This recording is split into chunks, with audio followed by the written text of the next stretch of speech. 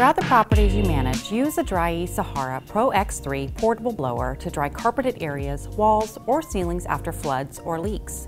Make sure to remove all standing water before drying carpets, wet floors, or flooded areas. Place the blower in front of the area being dried, unwrap the power cord, and plug it into a standard outlet. It uses 3 to 4 amps depending on the speed you choose. Turn the blower switch on and select your speed. The wetter the surface being dried, the higher the speed should be. You can choose from 3 speeds and 3 positions depending on what you are drying.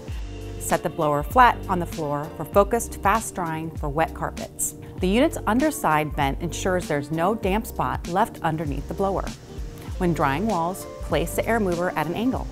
To dry ceilings, direct the airflow straight up. Have a large area to dry? Daisy chain up to 4 blowers on low per 15 amp circuit using the unit's GFCI outlet.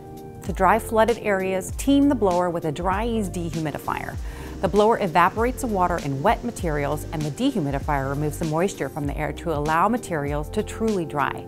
You can stack up the Dri-Eaz portable blower for compact storage until the next drying job.